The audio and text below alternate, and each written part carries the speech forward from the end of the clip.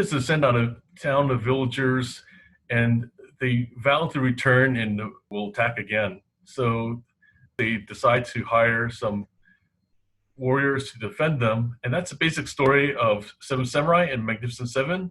I'm John Chang with Dan Edmonds. I know them. And I think for this time, one of the things that's kind of come up is this idea about, what is it about, like the movies that really stand out in our minds that, like, really make them memorable and stuff. And we kind of talked a little bit about this, of course, before, offline and stuff.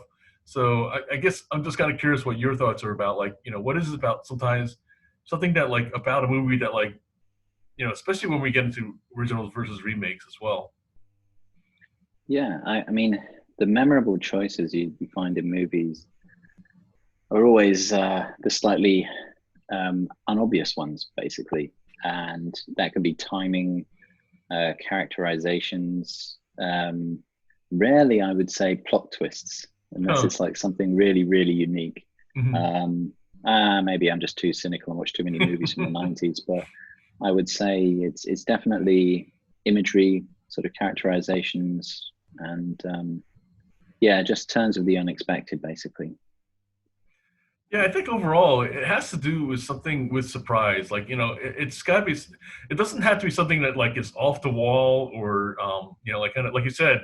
Sometimes it seems like between the writing or the filmmaker's vision and stuff, they try a little too hard to do something just to kind of, like, yank us and stuff, and that doesn't necessarily make it something that, like, quote unquote delights us. If anything, it can be jarring, and it can be kind of like, almost like it can piss us off, I think, like, if we feel like it just didn't really feel organic or that, like, satisfying. And that's another part that I think it's interesting, is a word we often use. It's like, when is this a twist or an unexpected ending satisfying versus one that, like, is just out of left field, I guess, and stuff. I think my theory on this is that actually we absorb a lot more information unconsciously than we can recognize. And I think we, despite us watching a movie and saying, okay, well, that seemed unexpected, but it wasn't satisfying, is actually a reflection that somewhere you've seen it before and they've rehashed this somewhere, but you can't quite place it consciously. Maybe that's the case. But I think also we have to be a little bit careful with what we're saying here in terms of if it feels too engineered, because actually what we might be saying is that they didn't put enough work into engineering it to make it seem organic. Because I kind of, when I think about, like, stand-up comedians, like Steve Martin, if you ever watched his masterclass, he purposefully would trip over things and do stuff exactly the same timing night after night. He well rehearsed all of these things that look accidental and ad-libbed.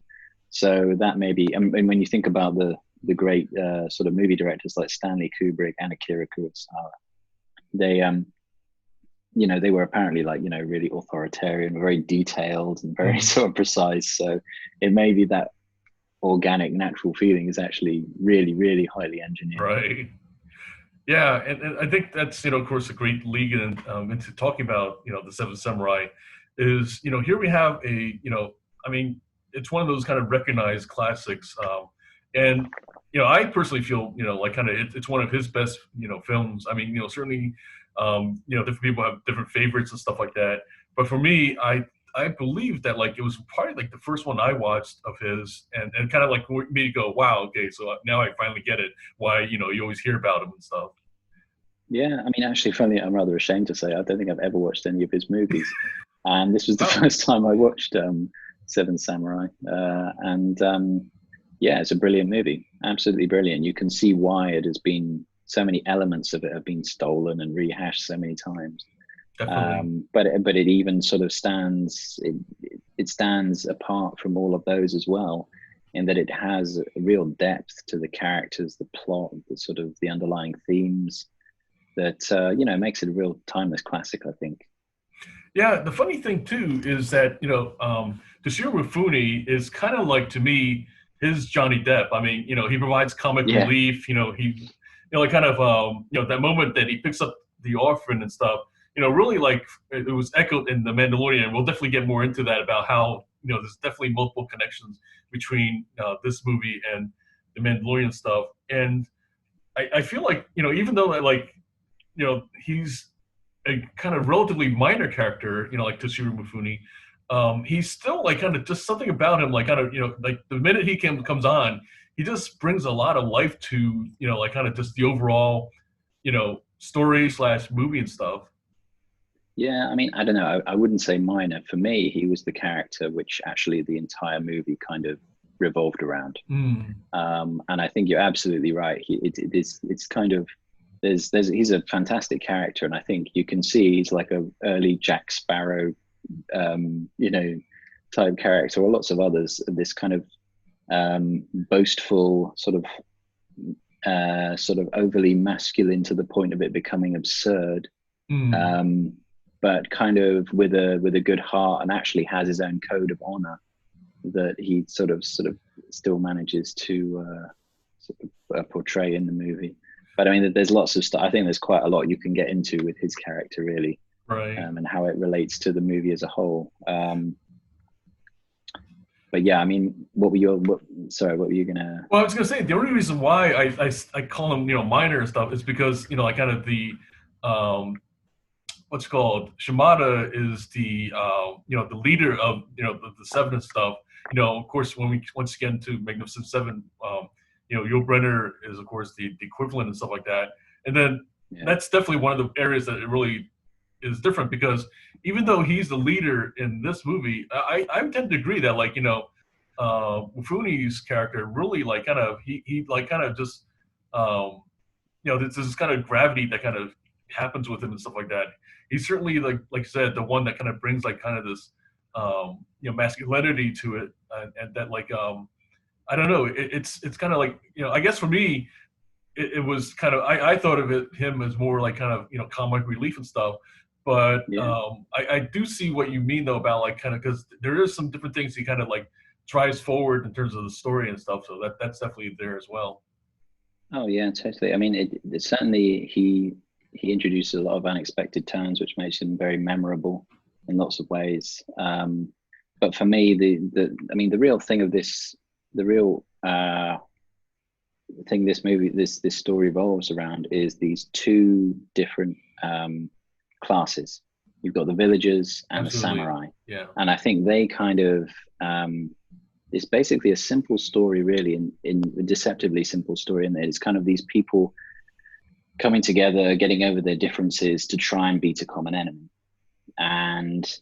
But in the same respects, you kind of wonder what the villagers and the samurai actually represent. To me, I think the samurai represent a kind of a pre-industrial, old kind of values Japan, and the villagers are the sort of post-industrial, maybe slightly westernized version of Japan, or maybe bringing on some of those Western values. All the samurai or the ronin, we should say, are actually kind of obeying their honor system. That even though, so I think this is an interesting. They're interesting characters for what's happening in Japan in terms of history at that point, because the war has just been finished. Japan sort of just lost the war, so they're probably in a kind of a cultural crisis where they don't perhaps know their place in the world. And so this sort of reaching back to a history for what was a good example or a simplified example of an honor code and how honorable behavior and how you should wage battle. I think this kind of appeals to them to give them something solid to latch onto. And you've got this kind of this clash of like, now we've got a kind of, do we adopt some of Western values? Do we sort of try and keep our imperial past? Or how do we sort of reconcile this? So I think to some degree you've got that between the villagers and the samurais, but it could also just be an old way of life in Japan and a new way of life. I mean, you could say the villagers' outlook is fairly sort of Western capitalist, in that they're basically looking out for each other. They're self-interest. They just want to make sure they can go on living, but they're also kind of like saving up and trying to sort of make themselves better. They're not kind of trying to obey some abstract code of social obligation like the samurai are.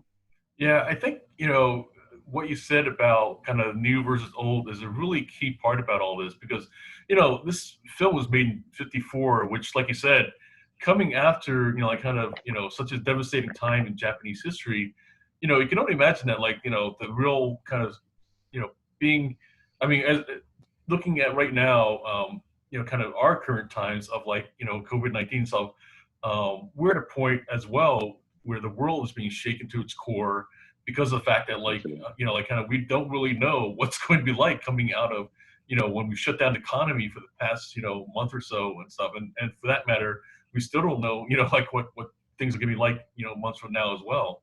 And once you had that kind of disruption and stuff, that's the time that people kind of go, really question their identity, question, like, where do we go, like, kind of, and like you said, the samurai does represent this kind of, clinging and this desire to tradition, which we kind of have talked about with Westerns in general, about there's this kind of sense that, like, when we say the Old West, there's this kind of combination of nostalgia and wanting to kind of hold on to quote unquote traditional values and stuff.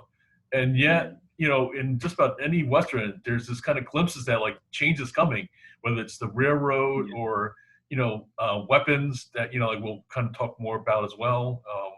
It's just like kind of just this kind of, and that's partially what I think makes it all appealing, because no matter what time in history, there's always this cusp. There's always this kind of, like, even like with the internet, we like kind of coined the phrase about, the Wild West and stuff.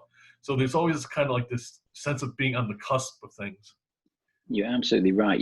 That's really that's a very good point, and it's a theme that you see time and time again in Westerns, is this idea of, in True Grit, we saw John Wayne representing, like, the old order of things, and I can't remember her name now, but the heroine is sort of like, the rising of women's sort of rights and ability and power and things like this. So, that again, it's a lot of them are framed in that way of, like, old world versus new, definitely. Yeah, and what's funny also to me is that, like, even though Akira Kurosawa, says that, like, he drew from Western tradition for this movie and everything, but at the same time, what's funny to me is that, like, never mind the fact that, like, ultimately, Magnificent Seven drew from Seven Samurai, so there's this kind of circular effect. But I feel like kind of with along this lines is that you have the samurai kind of representing also almost like this kind of age of chivalry as well, and that, like, that's something that, like, we haven't really talked about as much, but it's something that, like, I think we'll get more into it once we get into some of the movies that have more of the medieval kind of theme and stuff like that. And part of all that is this kind of sense of, like you said, where things have its place. And so, one of the things I really remember from Seven Samurai was there's one particular part where the samurai kind of realized that, like, where the villagers were getting, like, all this kind of gear was from, fallen comrades and stuff. And they really got upset, kind of, because it's kind of like, it was the same thing with chivalry that, like, it was only supposed to be the knights that kill other knights and everything like that. So, like, kind of, it's almost, I don't know, like heresy or something. This idea that, like, commoner, like, kind of killed another knight, like, that's almost like kind of just, like, almost disgusting to them and stuff. Well, for me, that scene you're talking about is, like, the most important scene in the movie. It's about halfway through, because you've got Kikuchiyo. He's kind of, right up to that point, he's been like this kind of quirky, kind of clown kind of character. But in that moment, he sort of says, okay, these villages that you're kind of, you've decided to sort of swoop in and protect them. They're no saints, they're no Buddhas, they're actually storing stuff. They're kind of giving you this. Right. And they've kind of, obviously, just as you see later on, they've all just kind of mobbed a samurai and kind of taken all his armor. Right. So, and they've got quite a bit. So he's sort of saying, these guys are no saints. But likewise, the samurai, the reason they're like this is because the samurai have been, exploiting them for years, right, and making them sort of created this society for them. This is why they have to behave in such sort of dishonorable ways, is because they've been kept down for all of these years. And I mean, for me, that he is like the character, because you've also learned that he's a farmer who's pretending to be a samurai, you know, and they all make fun of him for that, saying, you know, oh, you've got a made up name, right. You know, he's got this sort of drunken, produces the scroll that supposedly sort of makes him, but I mean, that's because he's desperately trying to get out of that farmer, whatever his, you know, life has set for him. And you know, and they're all kind of like laughing at him, but actually he shows them, you know, you're the ones who created this whole problem, you know, by not, the bandits are all the result of the problems that has been introduced by the old order. And so I think in a way he represents but he also kind of like is the glue that makes the villagers sort of get on with the samurai as well. So he's right slap bang in the middle, but he's also not afraid of showing them either side, you know, their weaknesses and then the problems with each one. I wanted to say that you know, I looked up the word Kikuchiyo, and apparently it actually translates to 1,000 words. So apparently that's partially the inside joke, though, you know, to the samurai, is that, like, you know, because he is so, you know, kind of loud and raucous and stuff like that. So so really, like, kind of, you know, that's kind of like the joke within the joke, so to speak, with them. And then, you know, like the other part is like simply, like kind of when he like you said, took out the scroll and stuff, and you know, like kind of they caught on to it that, like, you know, well, unless you're 13 years old, you know, kind of you couldn't be Kikuchiyo and stuff. And I mean, there's lots of things where he highlights him whilst he's trying to be like this samurai. He does basically everything wrong and disgraces himself. Like, he immediately puts on all the armor of the dead samurai and just like, hey, look at all this great gear. We're ready to go now. And just like,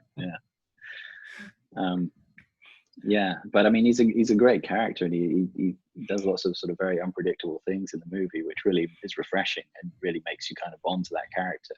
And when he, spoiler alert, dies, you know, it really is a real sort of tragedy.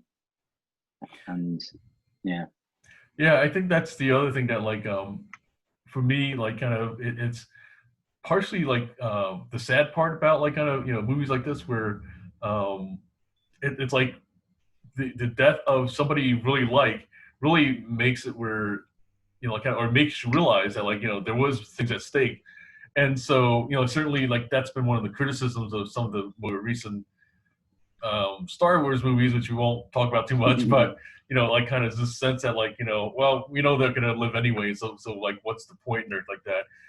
I think, you know, like, kind of going back to, you know, Mandalorian, though, is that, like, you know, that series we've talked about to a degree really has a great sense of, like, kind of raising the stakes, because different characters do get killed that we do kind of also like, and I think that's the thing that, like, so even though that, like, you know, we believe anyways that, like, you know, you know, certainly the Mandalorian himself is like the hero, and, like, kind of, but he does get injured, and then there's, you know, kind of, you know, some different moments where, like, you know, we really do feel like his life is at stake. And then the one particular, you know, we talked about it offline, that the episode of the Mandalorian, I'm trying to remember now the name of it, but we really did see, like, kind of, you know, like, just how they did a great reference to it, where they had villagers and there was these, you know, forces that were coming in, and you know, and I feel like kind of that the how the Mandalorian himself, you know, saw in Baby Yoda, you know, that, like, oh, here's his you know, orphan and stuff like that. That was also, like, you know, for me, like, kind of echoed, you know, like, or you know, it goes back to this moment when Kikuchiyo kind of, you know, picks up this infant child and, like, kind of is bawling and stuff like that. And so for me, that was, like, kind of, you know, like, one of those moments like, oh, okay, like, kind of, you know, now we see, like, kind of, you know, what the connection is between, you know, like, kind of these what's going on. And I feel like, you know, Jon Favreau really shows a reverence then for these, you know, classics that you know, I mean, we sometimes use this expression about, like, you know, good artists, you know, borrow, and great artists steal and stuff like that. So he's absolutely, like, kind of on his way to becoming one of the greats. Yeah, and I mean, when we talk about stealing, I think the real genius behind Seven Samurai is it must have been I don't know, maybe it's them. There are, I suppose Westerns also kind of do this, but basically you are following a group of Ronin who are supposedly sort of dishonorable samurai who aren't kind of following a leader anymore. So you know, they're a bunch of mercenaries who are kind of, you know, swords for hire, so to speak. Yeah. But the clever thing is you get to know each one and you get to like each one, and you don't really, you know, and that's the real clever thing about it. And I think also that maybe kind of harkens back to this thing of old world, new world, because you can sort of say that the Ronins are like a system without a kind of master. And you could say maybe old world values are kind of like, you want to carry them on, but there's no establishment to carry these things on, which also might kind of describe this confusion sort of state. And I think actually Kikuchiyo does sort of represent that, because he's quite an absurd character, but he's the middle ground between the old world and the new world as well. So I think it's a kind of random thing. But I think you're absolutely right in that these, you know, I immediately thought of Lone Wolf and Cub when I saw the Village one, because that also basically steals from Seven Samurai in that movie as well. But I mean, you know, yeah, you know, it's basically the same movie again in lots of different forms. It also makes me sort of wonder, was this the first movie where they had a team of mercenaries banding together to fight a common cause? Because it's, you know, God, you can go from any number of rehashes to the A-Team to like the Expendables. You know, how many movies have got a sort of a team of not so savory characters ganging up against a common enemy? It's like, yeah, pretty major trope in movies, I would say. Yeah, I mean, you know, certainly, you know, like I think once you had this kind of, you know, basic setup and stuff like that, it just, I think, and people kind of really recognize the beauty of it, that how, like, you know, you can just have so many different variations on this theme and stuff like that. Yeah, absolutely. Yeah, I think another sort of thing that makes this stand out from a lot of others is the kind of the social commentary, because you've got quite a few major characters that are going really against what would have been the traditional sort of society attitudes in this movie. Because you've got like Kikuchiyo, who's sort of pretending to be a samurai in the most sort of dishonorable way possible. You got Kambei, who as soon as you're introduced to him, he cuts his own top knot off, which is, you know, apparently a you know, a sign of dishonor. Like, I don't know if you remember in Lone Wolf and Cub, there was the female assassin who just cut people's top knots off and collected them. That was so. I mean, he does it, and the fact that he does it himself purely as a kind of a strategy gives you this idea that he's already kind of like got to a point in his life where, you know, this kind of superficial system of honor doesn't really serve anyone. And so he goes for something that actually makes a difference, even though it kind of has an impact on him. And you've also got Katsushirō, who has, you know, the love interest with the farmer class. So you've got these sort of, these two castes who are classes of people that, you know, shouldn't be romantically entwined. But I think also with Kambei, you know, you notice him rubbing his head all the time. For me, that's like a symbol of him kind of almost saying, what have I got myself into? I've given up my pride as a samurai. Now I'm helping these people. So every time he's rubbed his head, you know, you can kind of think of that.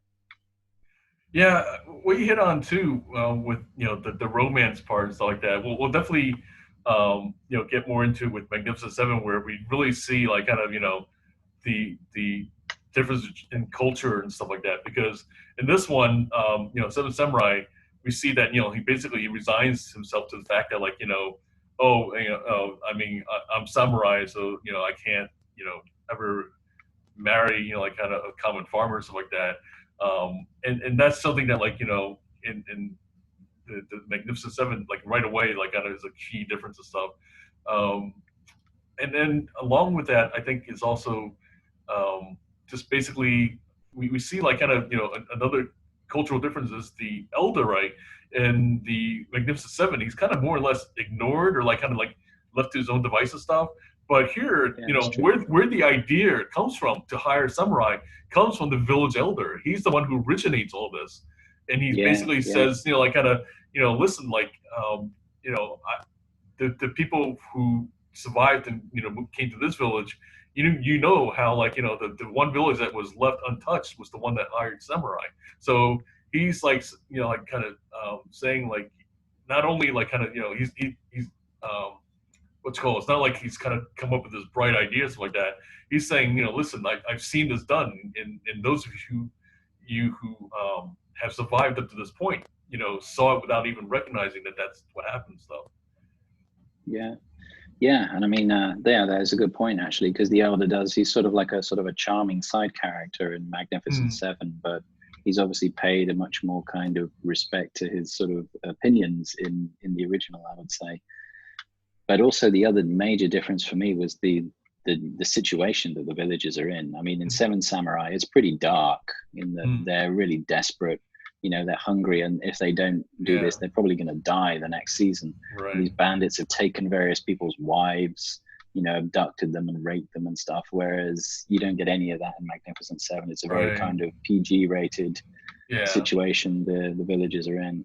And of course, the other main difference is that, you know, they're all Mexican in Magnificent Seven, which I found was kind of interesting. But I mean, it's again, it's like, rather than doing a class kind of divide, they're trying to sort of do you know, kind of racial divide or ethnic divide in some respects, because they've got you know, Chico plays the linchpin between the two cultures there. The thing that, like, you know, for me was also along with the idea is that you know, like, it's really almost unheard of, or like kind of that that samurai would work for anything other than, you know, gold, or like kind of, you know, something and stuff like that. But here, like, you know, like kind of the question came up is like, you know, who's going to fight for rights? You know, because that's really all they have and stuff. Because like you said, that's really why they're fighting. You know, other than the survival and stuff like that, in the sense of like, you know, not getting attacked by the bandits. It's also the fact that, like, you know, that's, you know, they have nothing else. Like, they, you know, kind of, if they get robbed of that rice, they are going to starve. I mean, that is it. Like, you know, they can't, like, you know, go and to the next, you know, Safeway or you know, like Whole Foods and stuff like that.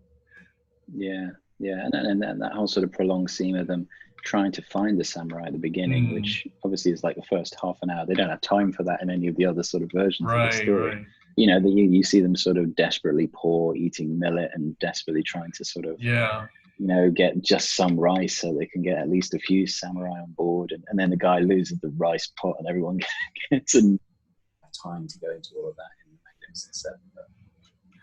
Yeah, I mean, that was a particularly funny quote that struck me as well, was like, you know, about like kind of, I forget how exactly it was said, but it's basically, you know, like kind of this idea that like, where they were giving the samurai the rice because that was worthy of them and stuff like that.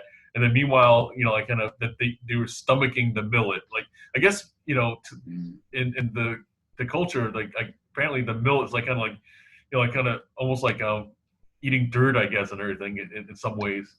And I think that's something that like is maybe lost on kind of, you know, Western audiences and everything, kind of, because most of us probably have never tasted anything remotely like millet and everything, which to me, like, you know, I mean, it's a great, I guess the way I look at it and stuff like that. It's, and you know, like, so maybe like difference between grits or like rice, I guess, you know, that kind of thing. Yeah, absolutely. Yeah. I'll take rice any day. Yeah. And I mean, I think as well, for me, this was the other big sort of difference was, so certainly they left most, apart from the romance angle. Well, there was also this idea that, you know, they had to hide the women from the samurai in Seven Samurai, and also they copied that idea in Magnificent Seven, but it doesn't have as much weight in Magnificent Seven because it doesn't harken back to a time when people could have, you know, exploited women and under the rule of the noble sort of families. So it kind of comes off as a bit of a sort of a weird sort of side story in Magnificent Seven rather than something. Yeah, but I mean, also, yeah, they leave the whole kind of abducting women and all that kind of stuff out of it to make it a bit nicer. But you know. I thought that you know, like the one thing that was really unique, you know, for Seven Samurai was using the scorecard. You know, like kind of, that was something that like Yeah, I haven't seen that, like kind of really, I can't think of any other movie where like, like literally, kind of sitting there and crossing off the bandits as you go stuff. It had this kind of video game feel to it, like kind of having Totally. Yeah, I mean, I would love that. I thought that was just such a brilliant touch. It's almost like these kill count videos, but he's done it in the movie for you. Right. It's brilliant. But I think also the idea of it, though, I think, is that you should understand the stakes that they're up against, and also, you should feel what the human toll is that's happening as it goes through. Yeah. But it also it kind of gets you into the head of Kambei and his strategizing, because it seems, as I say, I just kind of go back to the A-Team or something. He's kind of a bit like Hannibal. He's just like, okay, so we can head them off over there, and we'll go to the north, and they'll go to the west. And it's kind of like you think, oh yeah, Kambei's got this whole thing, organized in his head, and he's tallying it off. But yeah, I thought the scorecard was brilliant. Yeah, it definitely made you follow along more and stuff, and where then you like kind of like you. It kind of, in some ways, like kind of propels things too, because then like it's like, okay, initially there's like 40 bandits, right? And then now like, wow, look at that, like a third of them, we took out a third of them, and then now like it's half of them and stuff like that. Maybe we might break it. There's like kind of, I guess in some ways it's more engaging. It kind of makes you more like kind of like really have a sense of where things are at, versus like sometimes with some of these movies, you just see like bodies flying everywhere. You're kind of like, okay, how many have we killed now and stuff, and like where are we? Like, yeah, but also on the other side, you had the samurai gravestones, so you could keep toll of which of the heroes had died as well. Right. Great point. It was really interesting kind of use of numbers, because you're right. In so many 80s movies, I see Arnie just mowing down hundreds of people, and you had no idea. It's one of those things they make fun of, where the James Bond goon, like in Austin Powers, he's got a personality and a home life, and what does a henchman's life outside of work look like? But yeah, no, it was a really interesting idea. Definitely. And then the other thing, like kind of we talked a little bit about this too, where with Katsushirō, basically he's this, other than the romance and stuff like that, he's this unproven samurai. He's, kind of this son of a, wealthy, lord and stuff like that. And really like what we see in him is this kind of desire to prove himself, kind of like that's initially like kind of, how things kind of really kicked off in some ways, was that like he's asking Kambei to like take him as a disciple, and that's something that's also very much a embedded in the Japanese culture, is this kind of sensei kind of which we talked about in the Karate Kid, of course, and even though that one was like kind of very much like kind of more specifically for like the fact that like Johnny's getting his or excuse me Daniel-san's getting his butt kicked in there like that. Overall though, that like it's the sense that like you want somebody to not just like we kind of say master kind of disciple, something like that, but it's really somebody who like is really just teaching you about like beyond the martial arts, but like how to be like in the world. So and I think that's the other way that Seven Samurai has much more depth than Magnificent Seven, because you get to know the philosophy of the characters to some degree, and even Kambei is talking about, well, we should get him because he's young, and young people work hard, but only if you treat them like adults, and there's just lots of little bits of stuff like this, of like Heihachi saying, when I start chopping, I don't stop, but that's why I tend to just run away rather than fight. So it's just lots of really cool little sort of snippets of each of the characters' philosophies, but nothing too what can I say? Nothing too explicit. Unlike, say, the Andromeda Strain remake, where we already knew that the guy was divorced, he was a doctor, he works in a lab, and blah, blah, blah. It's all kind of subtly hinted at, but you get some of the more interesting character traits that way. But yeah. Let's all go to the lobby. Let's all go to the lobby. Let's all go to the lobby to get ourselves a treat. And I thought that, like, along that philosophy, though, too, was just even like, the one line by Kambei about that, one finds friends in the strangest places. And so that to me, like kind of that one line really centered in on like kind of, what he's about, like in the sense of that, like he was almost like the ideal leader in that sense that like, for some other leaders, they would have their idea of, like kind of what he needed and stuff like that. And in fact, that's almost like the typical thing that we see in like kind of movies like, Mission Impossible or whatever, that like, they have these kind of formats of the, how they want to configure the team and all that. And that has its place. But we get really the sense of like kind of this kind of very motley crew that like he's putting together, which almost in some ways is very un-Japanese, I guess, is everything. Because here you have a very structured society that, everybody has a place, everything has its place, which is partially, goes back to the thing we've talked about already, where, the samurai versus the peasants versus, bandits and stuff like that. And meanwhile, like kind of here's this person who's kind of open to, like, let's see, who shows up. It's a very sort of interesting philosophy he has on how he picks people. And it is a band of sort of rebels and misfits and people that don't fit into the society, basically. And I like this sort of method of how they would go about choosing. There was a specific kind of his technique for choosing people. Like, okay, you go and hit him on the head when he comes through the door. And I actually kind of I like the whole what was it, the clapping test in Magnificent 7 as well. Like, okay, if you can clap for this, then that means you're a quick hand or not. That was a pretty cool reinterpretation, actually. So I don't know if there's any other kind of thoughts you have for some samurai. I mean, certainly we'll probably go back to it a bit, but I mean, it's a difficult one because it's such a good movie. There's so many things that kind of strike you when you're watching it, that it's difficult to kind of think about all the stuff that actually goes on all the way through. I mean, the one thing I would say is that one thing, even though it's quite a violent movie, I guess, for its time, it's not glamorous in any way. And it's not sort of over the top either, a bit like Lone Wolf and Cub is. Most of the deaths on both sides are fairly unglamorous. You've got both the heroes kind of being downtrodden into the mud, and you saw like the bandits all kind of getting, like I said, all getting ganged up on by the villagers and sort of speared to death.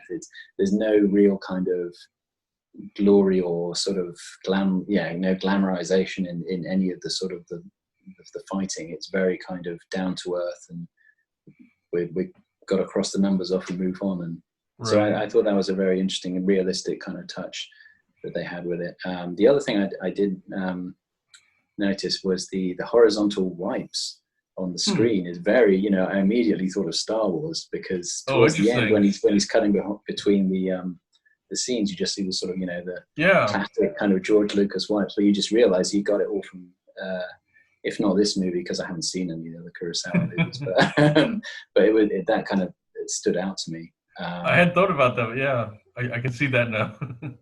Yeah, I mean, aside from that, I just think sort of Kikuchiyo is just like the archetypal lovable scoundrel, which I think Han Solo and Jack Sparrow and various other people have kind of. I would say he has this kind of that sort of slightly absurd quality that makes those sort of characters more memorable, I think. So that was the other thing. And on a completely separate side note, I kept listening to the music, considering it's the first time I watched it. I kept thinking, where have I heard this tune before? And it was the main Seven Samurai tune.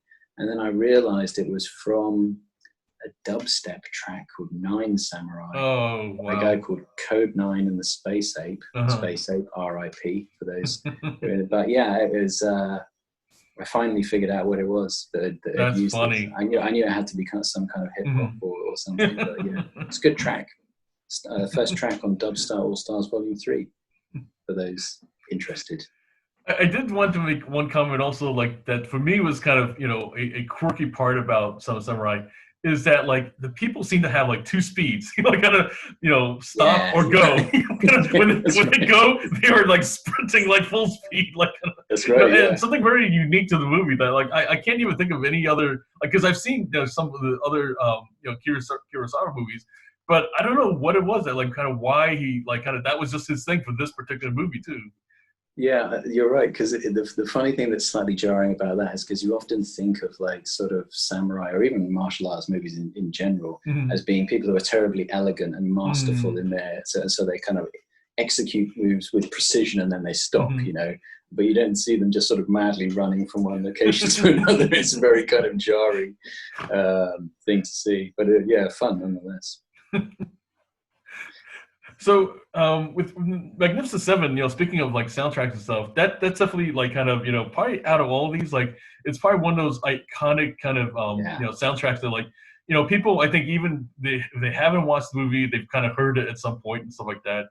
And certainly, you know, part of the reason why is certainly like kind of that it just this production that like, you know, they really kind of, you know, through the whole, you know, kind of the works at it and stuff, you know, because here we're going to have Yul Brynner, we've got Steve McQueen again and stuff like that, and Charles Bronson. I mean, three people that like we've already talked about in some kind of other iconic, you know, original movies and stuff. James Coburn. And James Coburn, and then you know, Robert Vaughn as well and stuff like that. So certainly, like, you know, they definitely like just kind of loaded the star, you know, kind of what's called stars of Hollywood, and kind of, you know, the basically I think they drew from, you know, any kind of anybody who was a male star at the time and stuff. Yeah, absolutely. Yeah, I mean, and as I say, it's a very, in terms of the music, just in terms of tone, it's a very heroic kind of theme, which kind of goes along with the general kind of tone of how the people are viewed. Whereas I would say this kind of droning kind of soundtrack to Seven Samurai makes you feel like you're trudging through the mud with them, you know, in that battle. Whereas it's a much more kind of upbeat, heroic thing in Magnificent Seven. But yeah, absolutely. I think it might be worth sort of saying at this point, like, who is who, because or who you think is who, because obviously right. As Chris Adams is kind of the Kambei character, right? Yeah. Steve McQueen as Vin is, I would say, Gorobe. Did you get that as well? Or you know, I'm really not sure actually and stuff like that. So okay. that's a good point. I thought that was interesting that like kind of, you know, once we get to like, you know, for me, like kind of the main one was like kind of Toshiro Mifune, right? So in the sense of who you're going to make, you know, him be and everything. And really, like, I feel like they kind of like, I don't know about split, but yeah, you know, exactly, like kind of, okay. Because like Chico, the hotshot, the kid, is Toshiro Mifune in one sense of the, you know, like where he's basically, you know, kind of just literally that, the hot-blooded, you know, kind of, you know, like eager for, you know, like kind of joining the group and stuff like that. But on the other hand, though, like he doesn't have the, I mean, I think overall he's not the comedy, like kind of, you know, like even though that like maybe sometimes the other characters kind of tease him or like that, but there's something about him that doesn't quite come across as kind of as comic though. Yeah, I think they tried to kind of recreate the comedy of Mifune's character, but it didn't really come across because they tried to make some of the romantic elements like funny between him and the girl, which is more like Katsushirō. So he's kind of like a, that's what's interesting. He's like a hybrid of Katsushirō and Kikuchiyo, and they also got him like kind of like facing off funnily against a bull and all this kind of stuff. But it's kind of like they're a bit half-hearted, the comedy bits, but also like you know, Kikuchiyo, he is trying to be a gunslinger, but he isn't really one, and he's actually a farmer. So they've copied that.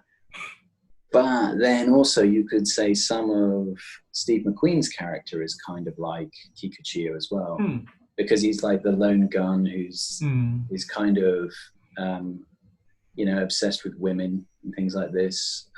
Because I don't know if you remember, but like, you know, Kikuchiyo is like constantly talking about the women of the village. And that's what Steve McQueen has taken some of those bits of the character as well. But yeah, definitely Chico is like a kind of a hybrid, and I guess Heihachi is Charles Bronson's character as the wood chopping Bernardo. Oh right.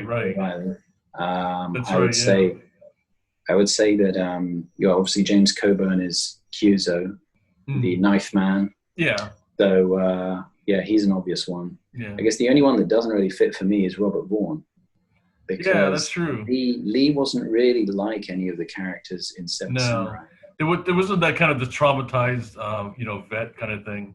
No, but he was an interesting character because of that. Oh yeah. And actually, a real welcome change and addition, I would say, to the lineup. Yeah, definitely. I mean, you get I'm guessing this is what, sort of after the Civil War, and maybe they don't really get into that too much, but no. Yeah. But there's this, it's almost like they're dealing with PTSD before it's been classified. Right. Because he's having these nightmares, and he's obviously, he's motivated by fear. And this is one thing you don't really ever get. You don't get the key motivations in Seven Samurai, but you do in Magnificent Seven. Yeah. Because there's the scene where the bandits, or Calvera's, first raided the village, and there's this conversation where Chico says to Chris, he says, your guns got you everything you've got in life. And then they all just reel off all the sort of problems they've had as gunslingers. And that's where Steve McQueen, he's motivated by this idea that he wants to settle down and have a wife and family. Yeah.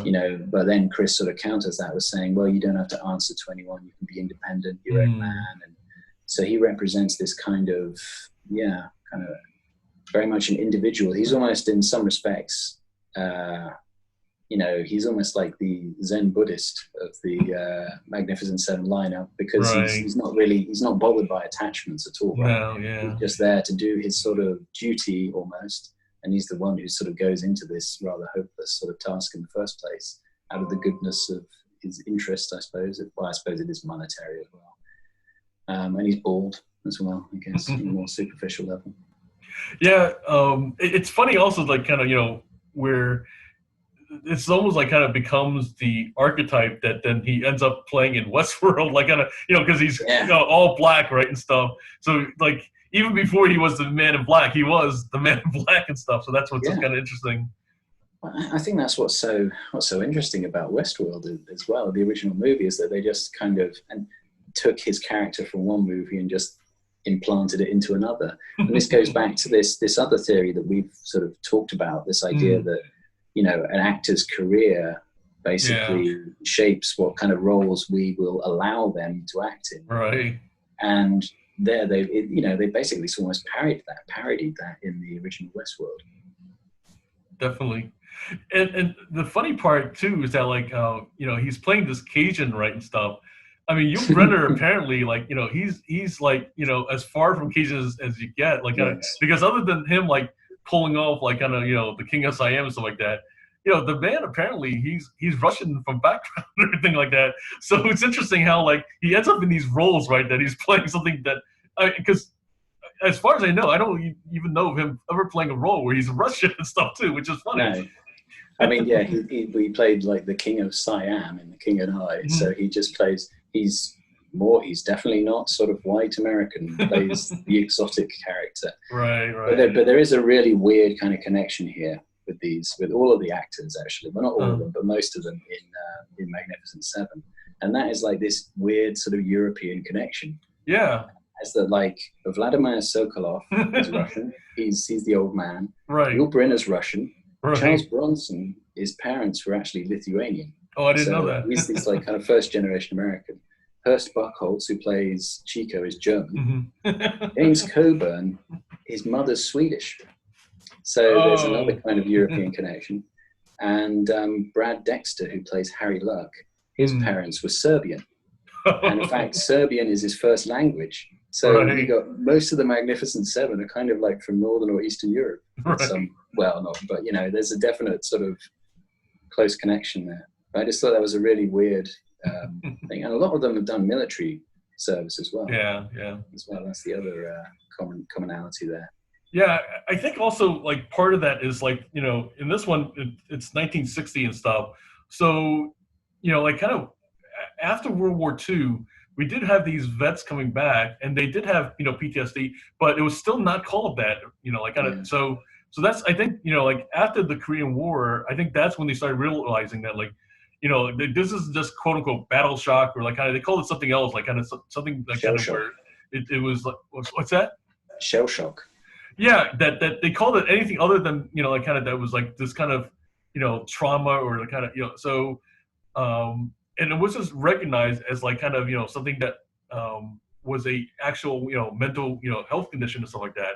So I think, you know, like after the Korean War though, like we started realizing it. So it's interesting that like this is the first one that like it's introduced as an idea, and then as we'll see, like kind of, you know, these you know, future remakes, it started becoming more of a thing. So it's funny how like that's something that like really for some reason became part of the, you know, the this Seven Samurai, Magnificent Seven, you know, DNA, if you will, for the story. Yeah, and I think actually, you know, Robert Vaughn does a great job in Magnificent Seven of really injecting some real sort of humanity into that sort of role. You know, you really do feel he's, you see him kind of completely sort of desperately traumatized and then sort of, you know, resigned to his sort of rather sort of fearful lifestyle of isolation. You know, it's, yeah, it's, he does a very good job of, considering that was a kind of a made-up character almost that wasn't stolen from Seven Samurai. Yeah, and what's interesting is that the villagers in that particular scene, they're kind of like, you know, it's all right, it's just a bad dream, which I think for the most part, it's almost echoes like kind of, you know, what was still the typical attitude about it. And I think he himself, like kind of, you know, the character recognized that, like, you know, like it's something that just doesn't go away because he's living with it and stuff. And so I think that was like kind of, like you said, great acting and also like great writing, that they were kind of like basically saying that, like, you know, unlike shell shock or these other things that was made to be before and stuff, it's something that, like, you know, just basically stays with you and stuff. Yeah. Yeah. And I would say, I mean, that's interesting that they've, you know, the villagers actually play a kind of I don't know, this kind of backdrop of a nice sort of homely place to actually, for them to settle down and there's kind of like this kind of community-centric message in Magnificent Seven that is different from Seven Samurai. Definitely. Seven Samurai, you kind of get, this is two clashing classes desperately trying to negotiate a situation. In Magnificent Seven, I would say it's more kind of, you know, one man alone can't, you know, you can't really be happy without other people around you or other friends to back you up and stuff. That was because Steve McQueen kind of Vin represents that character. I would say to some degree Lee does as well. And Yul Brynner is, though, his character Chris is very much separate from that, though, which makes him quite an interesting character. He's definitely completely removed from the proceedings, I think, and he I mean, he represented some degree like independent sort of leadership and thought, I would say, compared to the rest of the characters. Which is quite a weird difference.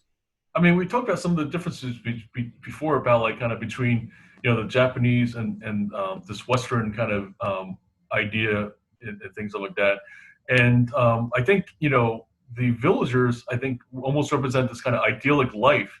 You know, like kind of, it's even beyond like kind of, you know, the vision, or it's kind of putting the Old West on a pedestal. It's even beyond that. I think the village life itself is kind of representing like kind of other than the community, is kind of like this idea that, like, oh, you know, you can settle down, like kind of what's it called? You can have this, you know, more whole, complete life and stuff like that, where you have family and this earth that you're kind of, you know, raising, you know, kind of your livelihood from and stuff.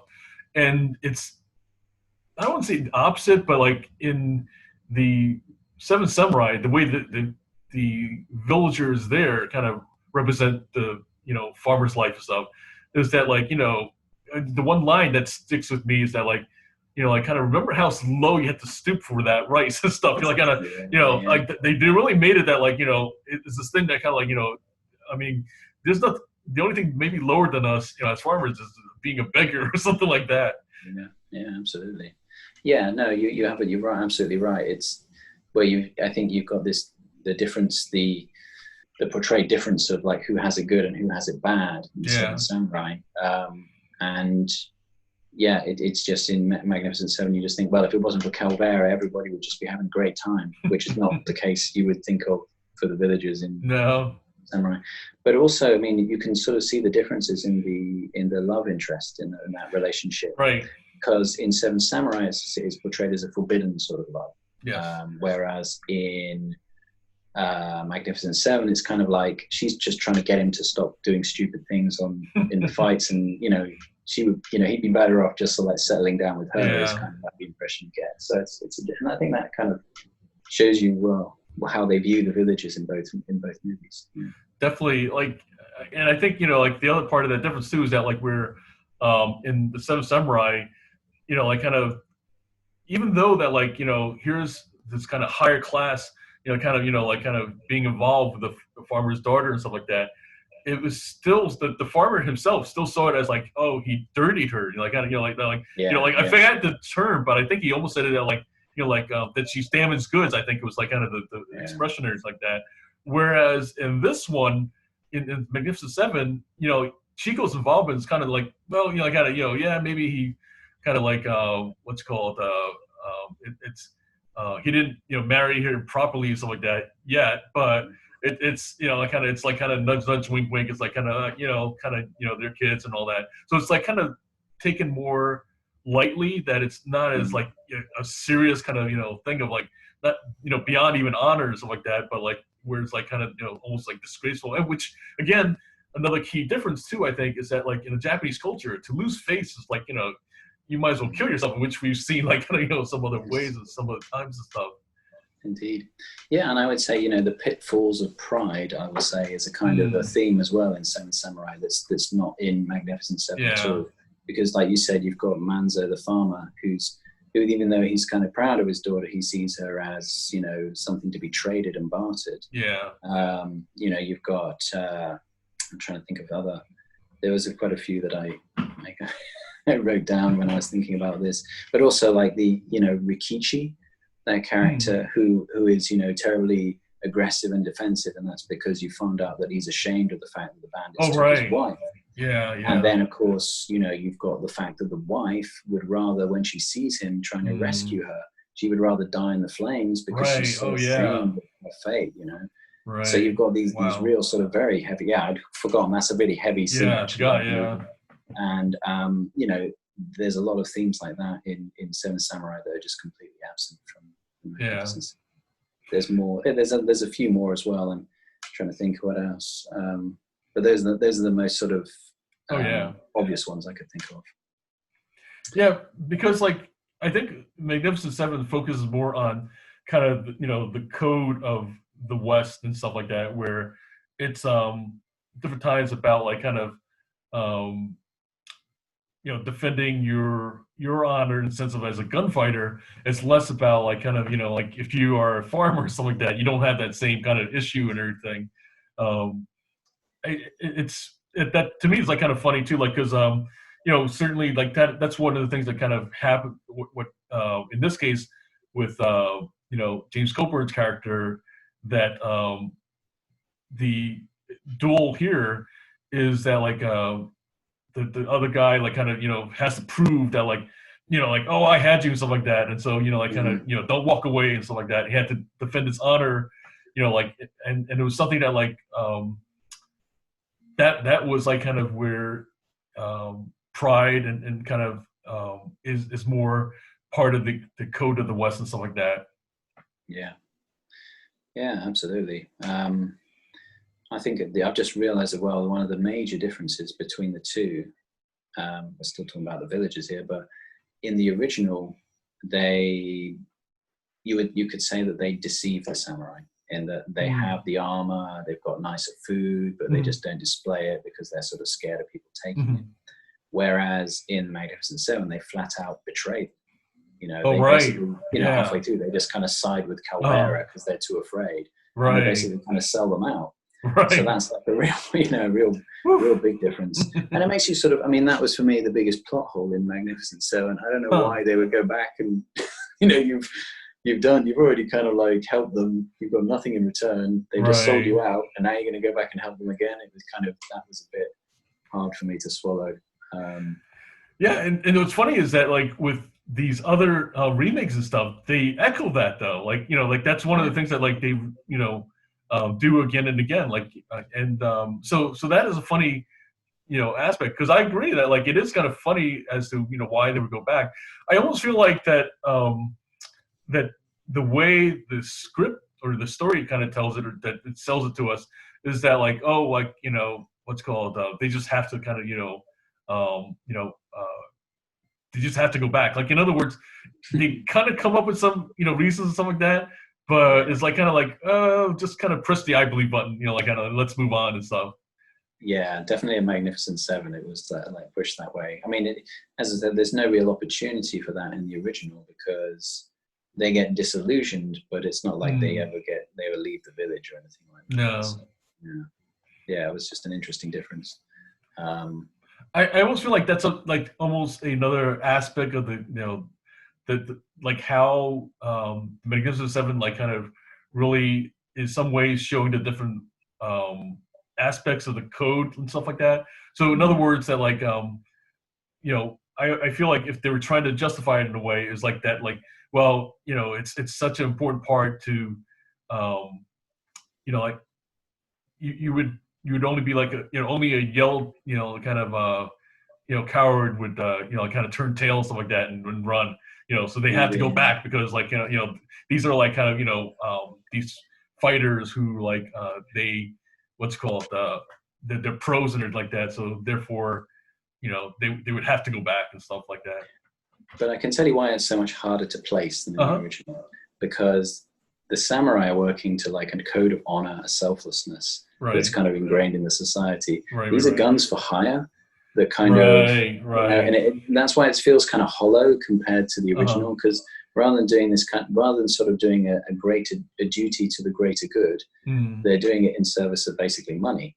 Yeah. So you don't really feel like that attached to them. Right. So why would they go back then if it's about the money? Yeah, I mean, they do considering they're all kind of hired mercenaries, they do a pretty good job of getting you to like the characters. Yeah. They obviously try really hard with Bernardo, hanging out with kids all the time, to get him shot. But right. It's it didn't kind of, because it doesn't have these sort of bigger themes. I don't think of sort of honor and duty and things like this. It does feel a little kind of vacant compared to Seven Samurai, I would say. But I mean, to me, like the only reason why maybe that I bought it, other than like kind of just what we said about like kind of that it feels like you're meant to believe it and stuff, is that like I feel like that the way that the characters are made, that like there's something about them that seems decent, that like that I think that's like kind of what rings true, though, that like even though that like the basic premise is that these hired guns and stuff, each of them in some ways like they seem to have some, like you said, some other motivation, like you said, Steve McQueen's character wants to like settle down and stuff. Yul Brynner just wants to kind of like do what's kind of right, so to speak, like almost like you said, a almost Buddhist kind of aspect. The only one that kind of seems to be more harping on money, like is what's funny is this Harry Luck character, right, and stuff. Yeah. Who he's constantly asking about the money. They're like, come on, so it's up in the hills, right? Come on, like tell me where it's really at and stuff like that. And so it almost feel like that the reason why he almost exists is partially to reflect that as well. That like that to show that the other characters, it's more than just about the money, because they really don't talk about that. Like in other words, because he's doing it in such a funny way that it makes it where as a contrast to the other characters and stuff.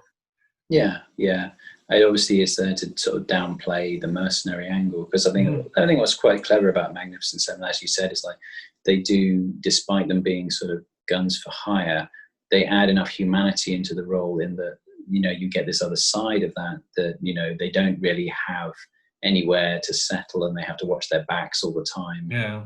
So it's they do sort of give you more of a sort of a grey area to sort of look at with these characters, and so you can identify with them.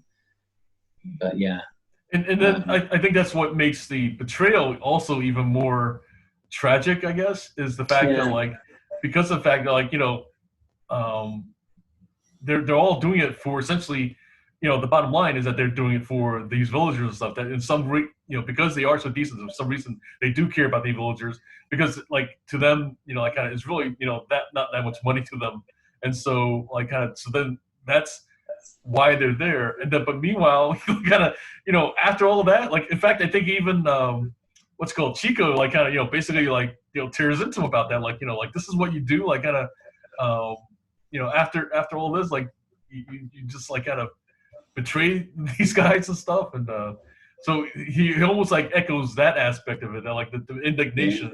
And in contrast, I think that, you know, this goes back to the stoicism thing that, like, you know, all the other characters seem to just kind of like shrug it off, like, you know, well, you know, kind of, what can you do? Yeah, I mean, you've got like an entire band of stoics, and Chico is like the most uncool character. And that's that really the problem, I would say, compared to like Kikuchiyo, because he's kind of, I don't know, he's quirky and removed in a kind of a stoic way, but also kind of absurd and quite amusing in the process. Whereas Chico just comes off as awkward and nervous and inexperienced. And so, so it wasn't quite as fun to watch him. But I mean, in terms of, well, the other thing that's interesting is that it's hinted at this idea that there's a mine. You know, like you talk about Harry Luck character. They're talking about there might be this mine with lots of money, right? And as we'll get onto on our next video, do they actually kind of follow that theme in the 2016 remake? But yeah, but we'll get into that when we get to it. But yeah, I can't remember what I was going to say now. But yeah, it was something about the like you said about the stoic characters in Chico. Yeah, it's like they all went on to have like all of the actors basically went on to become like cool characters in action movies, all in their own sort of separate way afterwards. Right. Any other further thoughts on Magnificent Seven? I think just the one line, you know, like kind of that struck me about the, you know, in this movie was Kavera saying, you know, if God didn't want them sheared, he wouldn't have made them sheep. And I feel like that's something that, like, he really, like, that line echoes one, you know, kind of common theme throughout these and stuff, is that, you know, other than the class things and stuff, is that we also have this kind of pacifism versus like willingness to kind of, you know, take action or to, you know, not just even necessarily to fight, but just like to do something about it, like not to go beyond, because what we see in Seven Samurai is that like the villagers like kind of really crying about their fate and stuff, but you had like, other than those that were like kind of very, you know, openly, you know, expressing like kind of, you know, like literally just crying out like kind of, oh, you know, what was us and stuff. You had the other ones that like were somewhat stoic, but really not though. Like they were more like just pacifists that, like, you know, like that their attitude was like, you know, well, that's our fate, we're farmers, you know, like kind of that kind of attitude and stuff. Yeah, that's what you're saying. Yeah, I mean, they definitely seemed a lot more powerless than the village.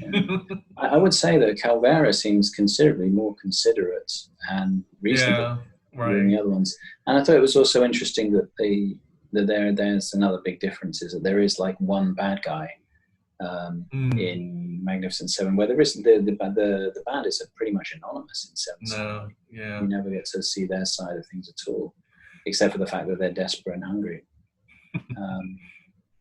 But yeah, I mean, there's I mean, the fact that he kind of gives them all their guns back and, you know, escorts them out of town. right, like, that's rather polite. Yeah, it's quite nice, really. I mean, considering they just shot half of his army. Again, it was kind of like quite unrealistic, really.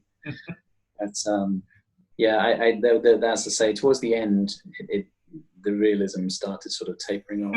And I guess as well, I mean, when we go back to that idea of why they would go back, in the original, you can kind of sort of say, well, it's this sense of duty. But I would say also, apparently, it's kind of this cultural thing of almost perseverance to the point where it's self-detrimental. Like you're almost masochistically persevering.